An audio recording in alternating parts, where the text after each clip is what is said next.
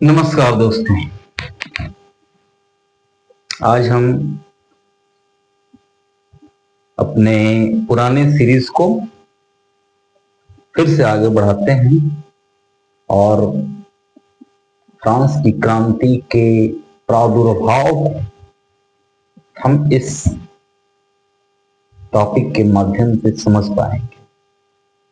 इसके पहले हमने आपको फ्रांस की क्रांति के पूर्व फ्रांस का क्या स्थिति था उसके बारे में हम लोगों ने पिछली क्लास में डिस्कस किया। आज हम इस क्रांति के प्रादुर्भाव को समझने का प्रयास करेंगे। तो सबसे पहले अब हम देखते हैं विचारकों का योगदान। ऐसा माना जाता है कि फ्रांस के क्रांति के समय फ्रांस का जो स्थिति था, जिसके बारे में हम लोगों ने पिछले वीडियो में देखा था, तो उससे जो इतिहासकार लोग हैं उनका कहना है कि फ्रांस का जो स्थिति था वो ऐसा नहीं है कि बाकी और जो यूरोपियन कंट्री थे, बाकी और जो यूरोपियन देश थे, उससे ज्यादा फ्रांस का स्थिति खराब था,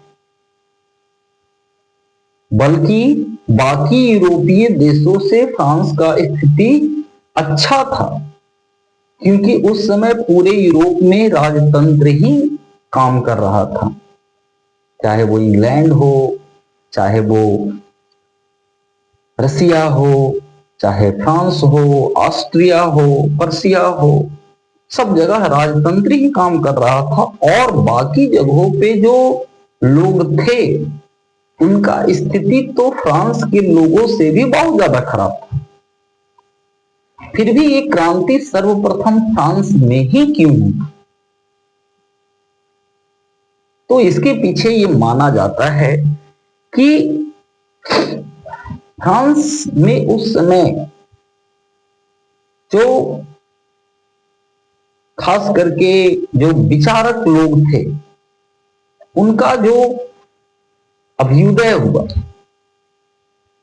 उसने फ्रांस के लोगों के अंदर क्रांति की भावना को, परिवर्तन की भावना को और मुखर तरीके से आगे बढ़ाने का काम किया।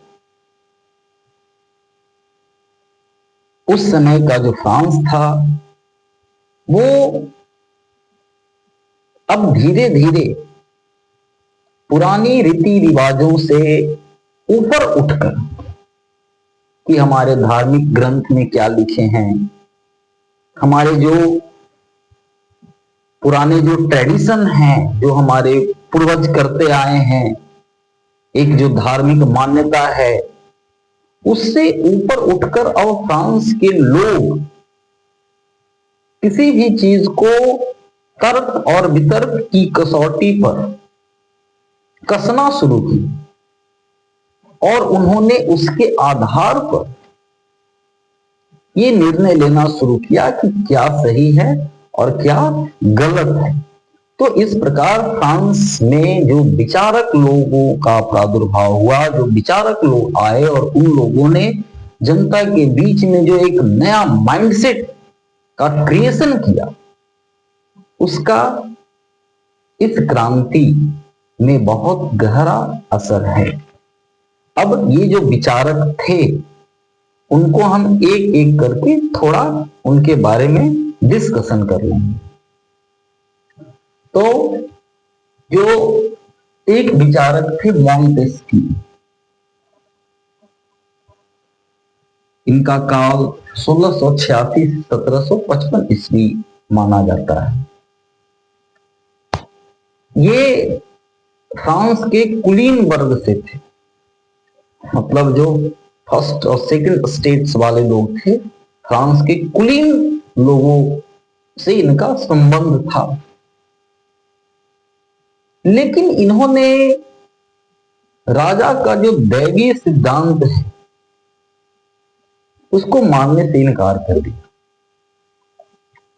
इनका मानना था कि राजा को ये जो शक्ति मिला है, ये जो पावर मिला है, वो किसी ईश्वर के द्वारा प्रदत्त नहीं है, बल्कि ये शक्तियां उनको जनता के द्वारा ही मिला है। किसी प्राचीन कालखंड में जनता के प्रतिनिधि के रूप में ही वो चुने गए थे। हाँ, बाद में धीरे धीरे ये जो पद है वो वंशानुगत हो गया। तो ऐसा मानना कि राजा जो है वो जनता का प्रतिनिधि है और वो स्वेच्छाचारी रूप से शासन कर सकता है, ये सही नहीं है। ये फ्रांस के राजतंत्र से ज्यादा अच्छा इंग्लैंड के राजतंत्र को मानते थे, क्योंकि इनका ऐसा मानना था कि इंग्लैंड में जो जनता है उसकी भावनाओं को ज्यादा स्थान दिया गया है, उनकी स्वतंत्रता को ज्यादा तजब्बो दिया गया है, जो कि फ्रांस में नहीं है। इसलिए इन्होंने सर्वप्रथम शक्तियों के पृथ्वीकरण का जो सिद्धांत है उसको प्रस्तुत किया, जो कि आज विश्व के सभी लोकतांत्रिक देशों में मान्य है और विश्व के अधिकतर जो लोकतांत्रिक देश हैं वो इन्हीं सिद्धांतों पे काम करते हैं। अब ये शक्तियों का पृथ्वीकरण क्या है? तो इनका मानना था कि जो शक्ति है वो किसी एक व्यक्ति में निहित नहीं होना चाहिए, बल्कि जो शक्ति है उसे अलग अलग व्यक्तियों में या अलग अलग संस्थाओं में उसको विभाजित कर देना चाहिए। जैसे कार्यपालिका, व्यवस्थापिका और न्यायपालिका का ये जो कंसेप्ट है, इसको सर्वप्रथम इन्होंने ही लोगों के सामने प्रस्तुत किया। लेकिन उस समय 18वीं शताब्दी में इनका ये जो विचार था वो लोगों के लिए एक नया तरीके का विचार था और लोग जो है वो इनके विचारों को सही तरीके से नहीं समझ पाए, या एक तरीके से कह सकते हैं कि उस समय तक जो जन भावना है या जन जन तक इस विचार को पहुंचाना थोड़ा मुश्किल का काम था। फिर भी इनके विचारों से बहुत सारे जो लोग थे वो प्रभावित हुए और उन्होंने राज्य का जो निरंकुश राजतंत्र और राज्य का जो ईश्वरीय सिद्धांत है उसके ऊपर इन्होंने खुद बात करना शुरू किया, उसको भी कसौटी पर कसना शुरू किया, परखना शुरू किया कि भाई ये जो इनका सिद्धांत है वो सही है या नहीं है। अब दूसरे एक और विचारक थे वॉल्टेयर। ये वॉल्टेयर जो थे वो वहां के एक मध्यम वर्ग के लोग थे और इनको पता था कि भाई जब एक कुलीन लोग नाराज हो जाता है, गुस्सा हो जाता है, तो उसका गुस्सा एक मध्यम वर्ग के लोग पर कितना भारी पड़ता है। शुरू में इन्होंने राज दरबार में कुछ देर के लिए नौकरी भी, लेकिन बाद में इनको फ्रांस छोड़कर पहले ये प्रसिया गए और उसके बाद ये इंग्लैंड भाग गए। ये जो थे वो पुरानी व्यवस्थाओं से इनका 36 का आंकड़ा था। ये पुरानी व्यवस्थाओं को पूर्णतः समाप्त कर एक नई व्यवस्था की स्थापना के पक्षधर थे, लेकिन ऐसा नहीं है कि इनका लोकतंत्र में विश्वास था, क्योंकि इनका मानना था कि 100 चूहों के अपेक्षा एक शेर का जो शासन है वो उत्तम है। कभी एग्जाम में इस तरीके का क्वेश्चन आता है कि 100 चूहों के अपेक्षा एक शेर का शासन अच्छा है, किसके विचार? तो ये इन्हीं के विचार हैं, वॉल्टेयर के। लेकिन ये चर्च और राज्य जो परिवार था, राज्य प्रसाद था, उसके बारे में इन्होंने मुखर होकर लिखना शुरू किया और लोगों तक अपनी बात को पहुंचाना शुरू किया, जिससे लोगों को चर्च और राज्य की जो कमियां थी, जो खामियां थी, जो बुराइयां थी, उनके बारे में लोगों को जानने का अवसर मिला और ये लोग धीरे धीरे करके क्रांति की ओर अपना कदम बढ़ाने लगे। फिर एक और विचारक थे, रूसो।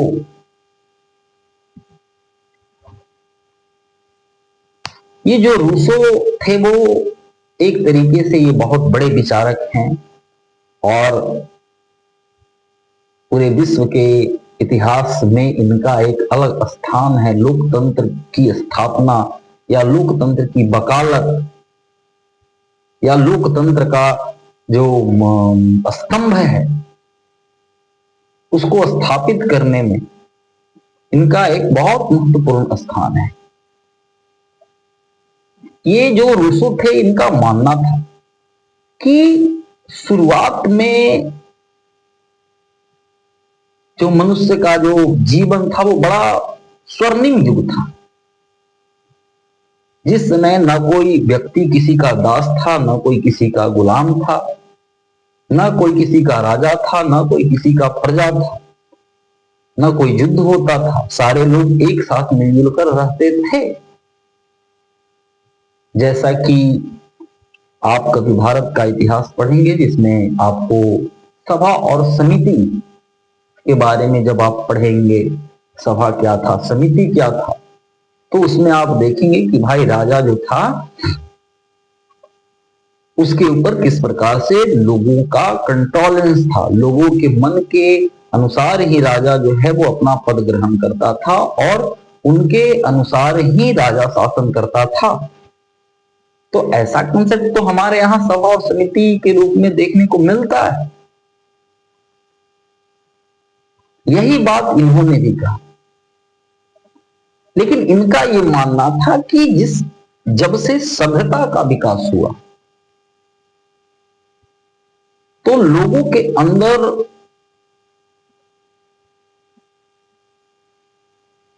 सभ्यता के विकास ने लोगों के अंदर एक तरीके से कह सकते हैं कि लालच पैदा किया, बड़ा होने का, ज्यादा पैसा इकट्ठा करने का, ज्यादा रिसोर्सेस इकट्ठा करने का।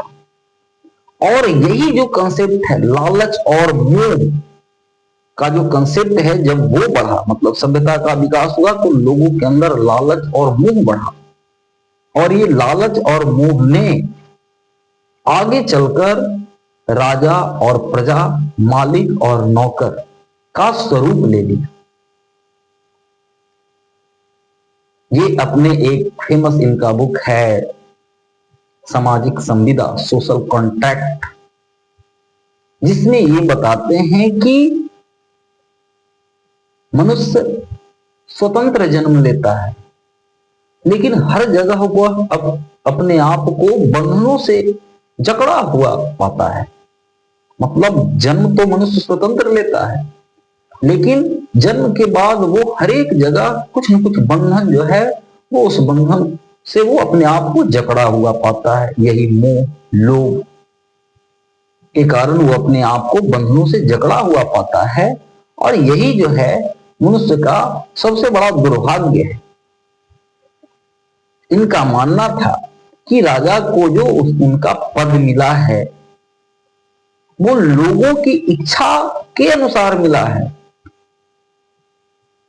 लोगों के पास ये अधिकार होने चाहिए कि वो किसे अपना राजा नियुक्त करे और किसे उसे राजपद से हटाए। एक तरीके से कह सकते हैं कि आज का जो लोकतंत्र है वो इसी पे काम कर रहा है कि भाई जो भी निर्णय है वो लोग लेंगे, राजा नहीं लेंगे। लोगों का जो निर्णय है, लोगों का जो मत है वही कानून है, न कि राजा का जो मत है वो कानून है। तो इस प्रकार उस समय जब राजा अपने दैवीय उत्पत्ति के सिद्धांत के अकॉर्डिंग स्वेच्छाचारी रूप से शासन करता था, उस समय इस प्रकार के जो विचार थे उन्होंने फ्रांस के खास करके जो नवयुवक वर्ग के लोग थे, क्रांतिकारी वर्ग के लोग थे, उनके लिए एकदम क्रांतिकारी विचार थे।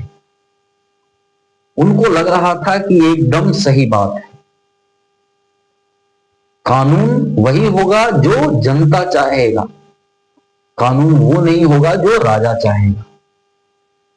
और ये जो विचार थे इनके, उन्होंने उस विचार ने धीरे धीरे करके लोगों को इनके नजदीक लाना शुरू किया, धीरे धीरे करके लोगों को इनके समीप लाना शुरू किया, और बहुत सारे जो लोग थे इनके फॉलोअर्स बन गए और वो इनकी बातों को बड़ा वैल्यू देते थे, तजव्वुर देते थे। तो इस प्रकार से इनके जो विचार थे उसने भी फ्रांस के लोगों के अंदर एक क्रांतिकारी भावना का विकास करने में मदद की। फिर एक और उस समय के विचारक थे जिनका नाम था दीदरो। ये जो दीदरो थे इन्होंने क्या किया, कहता है कि इन्होंने एक विशाल विश्वकोश का प्रकाशन शुरू करवाने का मन बनाया। मतलब इनका मानना ऐसा था कि विश्व के जो बड़े बड़े ग्रंथ हैं, विश्व के जो बड़े बड़े ज्ञानी लोग हैं, उनको इन्होंने आमंत्रित किया और उन लोगों को एक विश्वकोश तैयार करने के लिए नियुक्त किया कि भाई आप जो हैं वो जो आपके जो कंसेप्ट हैं उसको एक जगह पे एकत्रित किया जाए और उसे आम जनता के पास उस सरल भाषा में रखा जाए ताकि लोग खुद ये मत बना सके कि क्या सही है और क्या गलत है। हालांकि ये अपने विश्वकोश में शुरुआत में किसी का विरोध नहीं करते थे, लेकिन जब ये लोकतंत्र की बात करते हों, राजा के निरंकुश राजतंत्र पर प्रश्न चिन्ह खड़े करते हों, सामंतवादी व्यवस्था पर प्रश्न चिन्ह खड़े करते हों, दास प्रथा पर प्रश्न चिन्ह खड़े करते हों, चर्च के असीमित शक्ति पर प्रश्न चिन्ह खड़े करते हों, तो ऑटोमेटिक है कि ये सारे लोग इनसे नाराज होंगे। लेकिन कहता है कि शुरुआत में इन्होंने 1752 में 2 ग्रंथ जो है इसका वो प्रकाशन इन्होंने करवाया। इन्होंने जैसे ही इस ग्रंथ का प्रकाशन करवाया, राजा के जो मंत्री लोग थे उन्होंने इस ग्रंथ को अवैध घोषित कर दिया कि भाई ये ग्रंथ जो है वो पढ़ने लायक नहीं है, इससे जो मनुष्य है वो पथभ्रष्ट हो जाएगा, वो धर्म की हानि करेगा। लेकिन जनता ने इनके इस ग्रंथ को खूब पढ़ा। तब तक ये माहौल चल ही रहा था, क्या किया जाए क्या नहीं किया जाए। पहले तो राज्य की तरफ से लोगों को अपील किया गया कि इनके बुक को ना पढ़े, लेकिन फिर भी इनका लगातार इन्होंने जो 7 जो बुक थे, 7 सीरीज का जो इन्होंने प्रकाशन करवाया, उसको फ्रांस में बहुत ज्यादा स्नेह मिल रहा था। बहुत सारे जो लोग थे इसको पढ़ रहे थे, जिससे अब राज्य को लगा कि हस्तक्षेप करना जरूरी है। चूंकि राजा पे चर्च का भी प्रभाव था, इसलिए चर्च के द्वारा भी राजा पे ये जोर डाला गया कि इसके प्रकाशन को तत्काल प्रभाव से रुकवाया जाए, जिसके कारण इनका जो प्रकाशन था उसको प्रतिबंधित कर दिया गया और इनके प्रकाशन को प्रकाशित करने का जो लाइसेंस था वो वापस ले लिया गया। फिर भी अगले 10 साल तक ये अपना प्रकाशन नहीं कर पाए, लेकिन बाद में इन्होंने 10 साल के बाद बाकी और जो उसके 10 प्रकाशन थे उसको इन्होंने प्रकाशित करवाया, और जनता ने उनके इस विश्वकोश के प्रति बहुत रुचि ली और लोगों ने इनको खूब पढ़ा। इस प्रकार इन विश्वकोश में जो चर्च के नियम कानून थे, राजतंत्र के नियम कानून थे, सामंतवाद का जो स्थिति था, एक तरीके से कह सकते हैं कि दास प्रथा का जो स्थिति था, निरंकुश राजतंत्र जो चल रहा था, तो इन सारे चीजों के बारे में अब जो लोग थे वो खुले मन से और खुद ये स्वतंत्रता पूर्वक ये निर्णय ले पा रहे थे कि क्या सही है और क्या गलत है। अब एक और व्यक्ति थे, क्वेसन, कहता है कि ये जो थे वो लुई 15वें के राजवैद।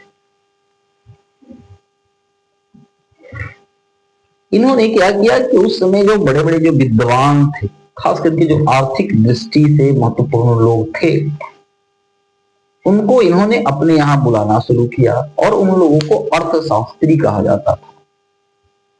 ये जो लोग थे वो ये देखने का काम करते थे कि किस प्रकार से व्यापार और वाणिज्य बढ़ेगा, किस प्रकार से राज्य को फायदा होगा। एक तरीके से कह सकते हैं कि राज्य को वित्तीय स्थिति पर सलाह देने वाला ये एक संस्था था।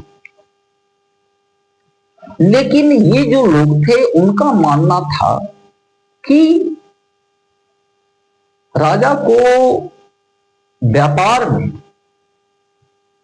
खुला छोड़ दो की नीति का अनुसरण करना चाहिए, क्योंकि ये प्रकृति के नियमों के अनुकूल है।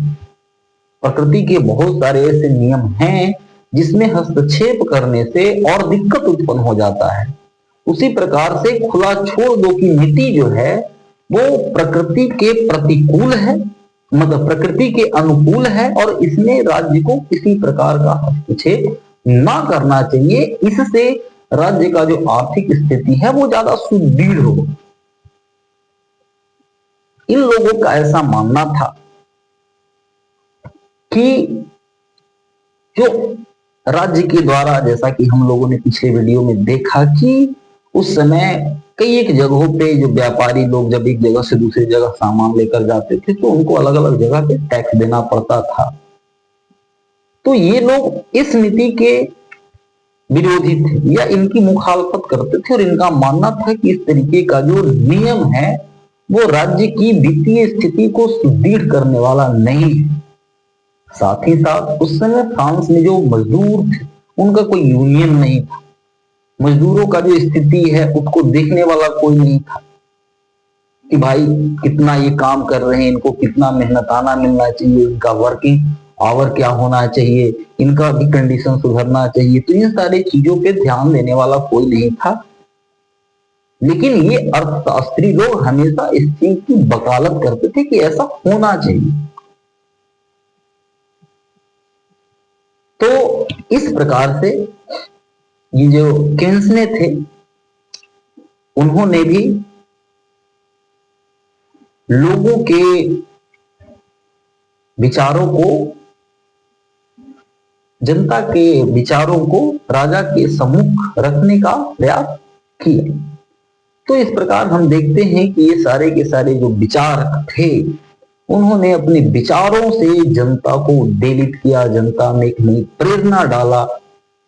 पहले से जो स्थिति था जिसमें हम ऐसा नहीं कह सकते हैं कि बहुत खराब स्थिति था। अगर आज का जो समय है अगर उससे तुलना किया जाए तो हमको लगेगा कि भाई उस समय बहुत खराब स्थिति था इन लोगों का। लेकिन उस समय पूरे यूरोप का जो स्थिति था वो करीब करीब यही था, और फ्रांस का स्थिति बाकी यूरोपियन देशों के अपेक्षा ज्यादा अच्छा था।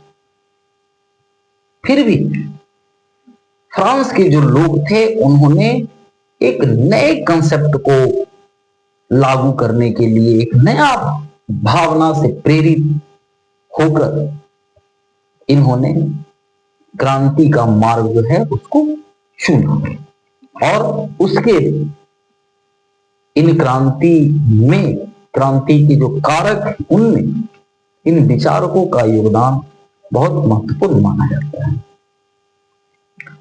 अब एक है यूरोप में छापखाने का प्रवेश। कहता है कि उस समय आज के जैसा न्यूज़पेपर नहीं था कि लोग न्यूज़पेपर पढ़े और क्या सही है क्या गलत है वो अपना घर में बैठकर और वो देखने लगे। खैर अब तो न्यूज़पेपर का भी जरूरत नहीं है, लोग मोबाइल खोलेगा और देखेगा क्या न्यूज आज का है, इंटरनेट है। तो उस समय 18वीं शताब्दी का जो विश्व था वो उतना डेवलप्ड नहीं था। सबसे पहले ऐसा माना जाता है कि छापखाना का जो शुरुआत है वो सबसे पहले चीन में हुआ था। चीन में जो सरकारी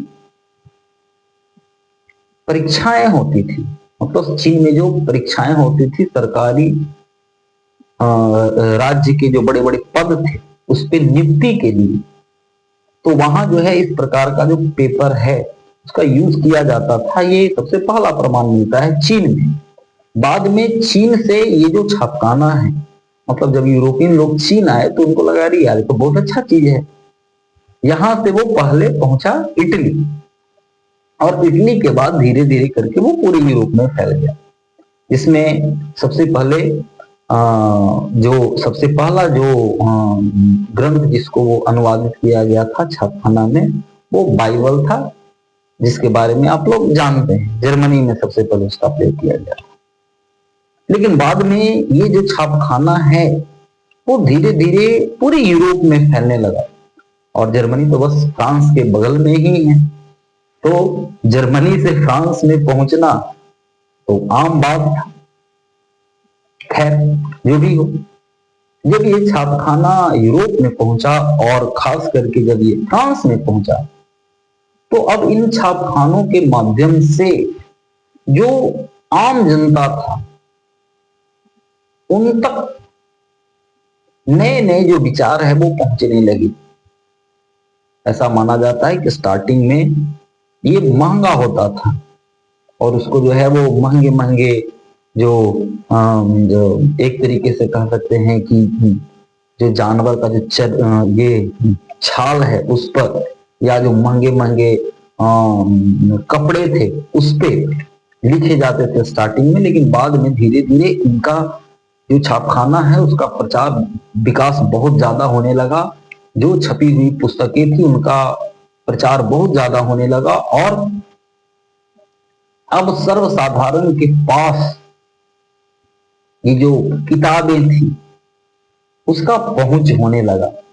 इसमें हम लोग देखते हैं कि जो कम पढ़े लिखे लोग थे उनके लिए खास करके जो आप लोग कॉमिक बुक पढ़ते होंगे कि जिसमें आप देखते हैं कि लिखा हुआ कम और पिक्चर के माध्यम से किसी परिदृश्य को दिखाया जाने का कोशिश किया जा रहा हो ज्यादा।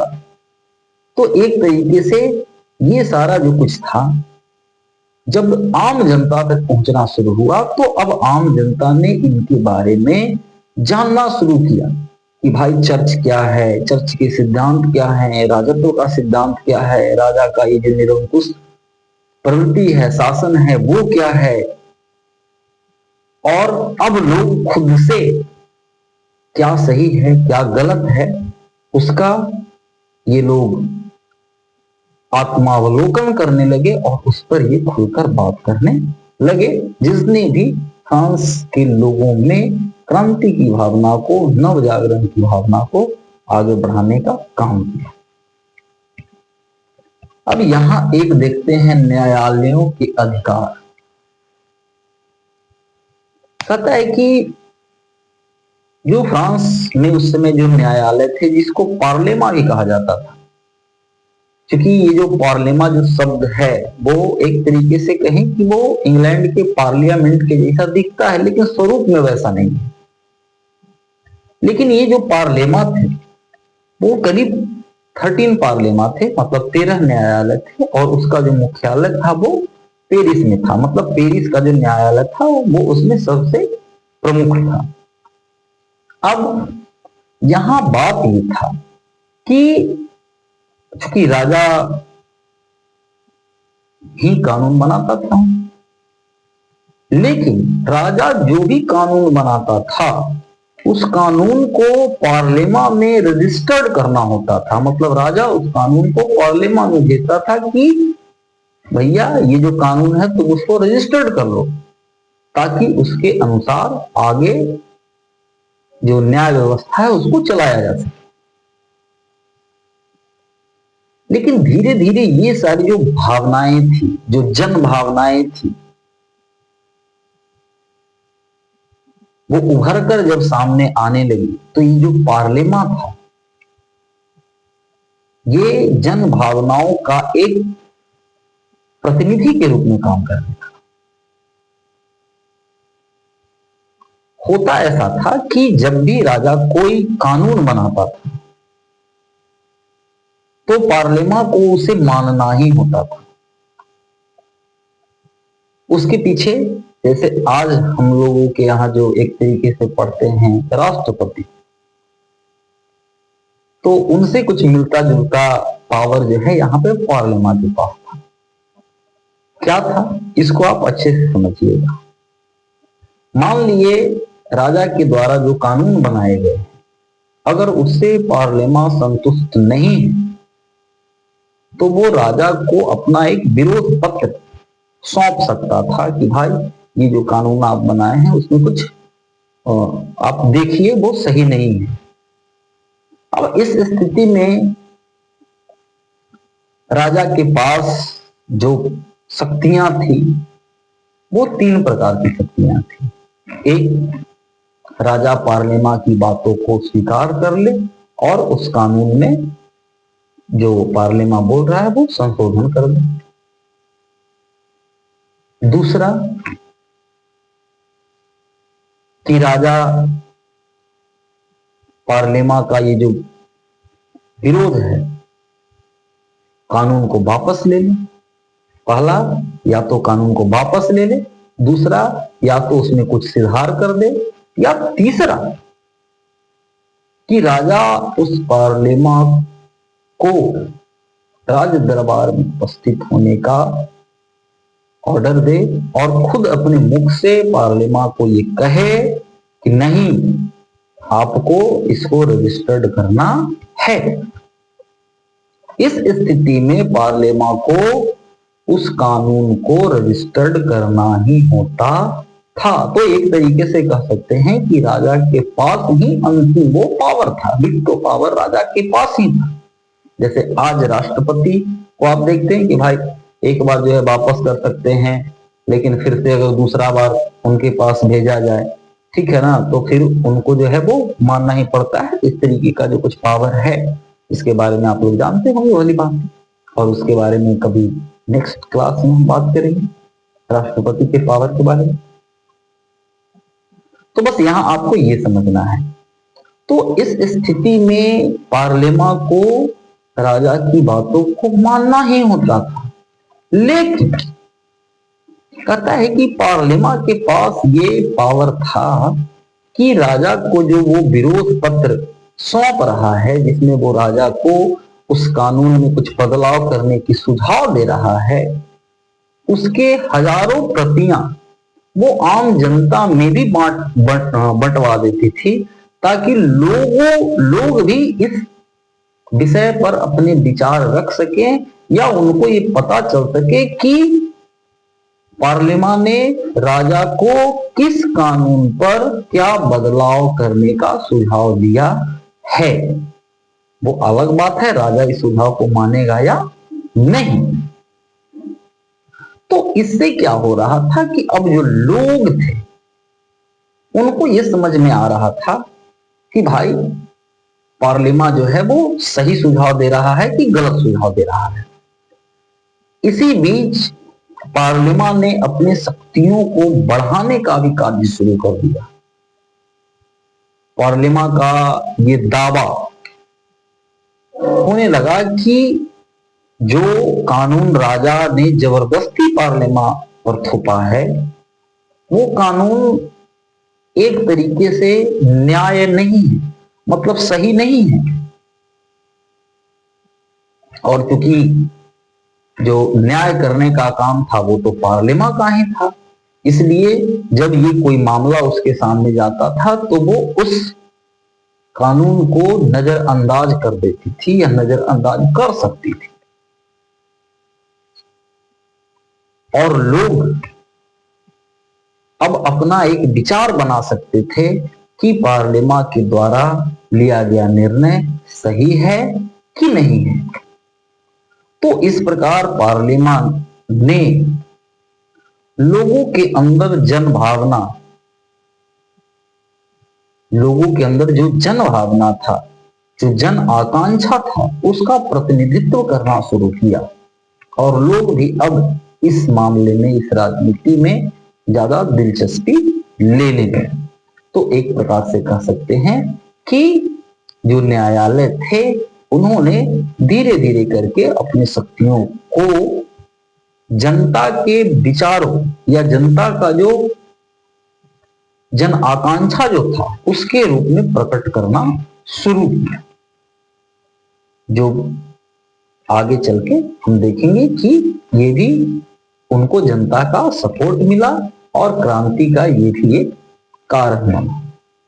अब इसके अलावा अमेरिकन क्रांति 1776 का प्रभाव। अब इस समय क्या था कि इस समय अमेरिका में 1776 ईस्वी में क्रांति हुआ। अब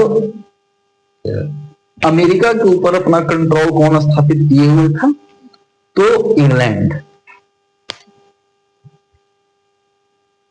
और इंग्लैंड फ्रांस का एक तरीके से कह सकते हैं कि उस समय सबसे बड़ा प्रतिस्पर्धी था या सबसे बड़ा दुश्मन कह सकते हैं, क्योंकि फ्रांस और इंग्लैंड दोनों जो थे वो उपनिवेशवाद की होड़ में शामिल थे, ज्यादा से ज्यादा अपने जो उपनिवेश थे उसको बढ़ाना चाह रहे थे।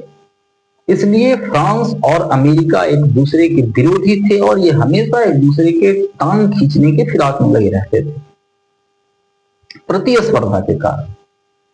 तो जब अमेरिका में क्रांति हुआ इंग्लैंड के खिलाफ, तो लुई 16वां ने अमेरिकी लोगों का सपोर्ट किया ताकि किसी प्रकार से इंग्लैंड को नीचा दिखाया जा सके।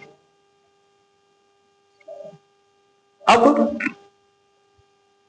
इसमें लुई 16वां ने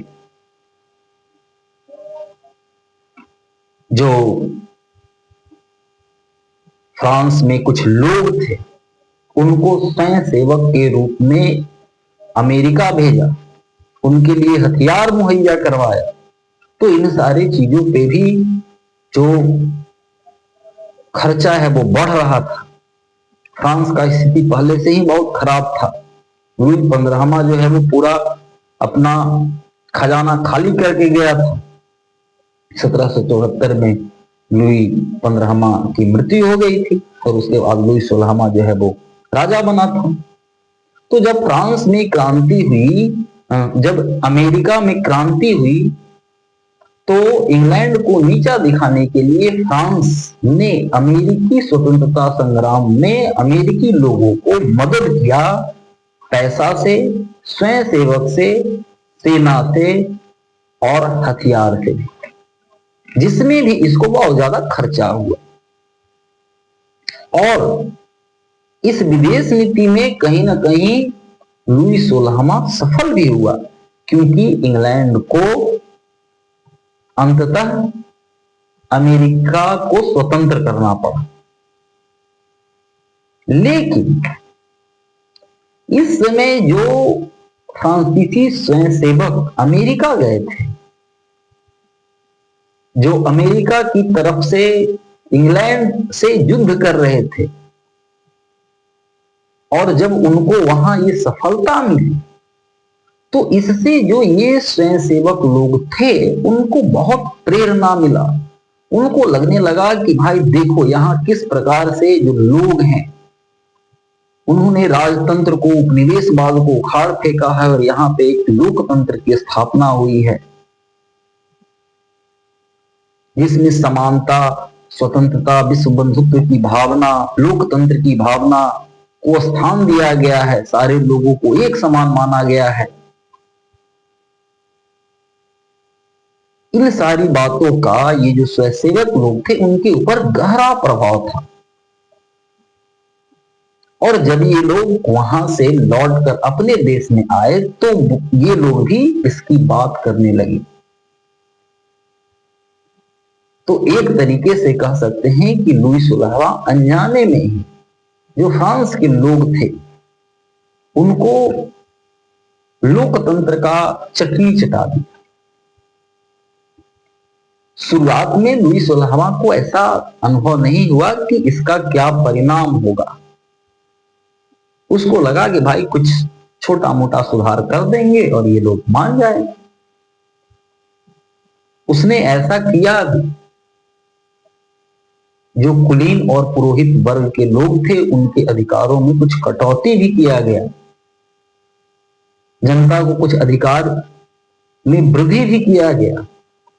लेकिन अब तक फ्रांस की जो जनता थी उसके अंदर जो भूख था, मतलब जब कोई भूखा व्यक्ति है उसको आप खाना नहीं दे रहे हैं तो भाई कोई दिक्कत नहीं है, लेकिन जब उसको कुछ खाना मिल जाता है तो वो जो भूख की सीमा है वो और बढ़ जाती है।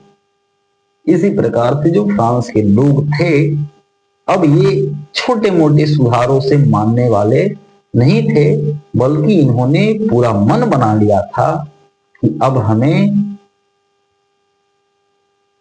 फ्रांस को एक लोकतंत्र बनाना है और फ्रांस में जनता का जो अधिकार है उसको सुनिश्चित करना है, जिस प्रकार से अमेरिका में लोगों के अधिकारों को सुनिश्चित किया जा रहा है या किया गया है। तो इस प्रकार हम देखते हैं कि ये जो सारे बिंदु थे इनके माध्यम से फ्रांस में क्रांति का प्रादुर्भाव होता है। नेक्स्ट वीडियो में हम जो है वो देखेंगे कि जो लुई 16वां है उसका शासन काल किस प्रकार का है, जो कि क्रांति का एक सबसे बड़ा वजह माना जाता है। तो खैर उसको हम नेक्स्ट वीडियो में देखेंगे।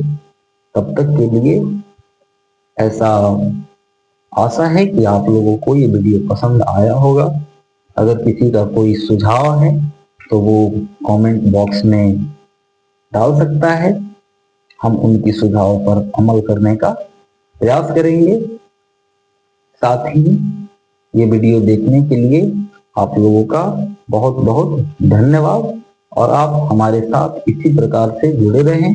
आपके जो मित्र हैं जो खास करके टीजीटी, पीजीटी, यूजीसी में या असिस्टेंट प्रोफेसर का तैयारी कर रहे हैं इतिहास विषय के साथ, उनको आप ये वीडियो शेयर करें। That's all. Thank you.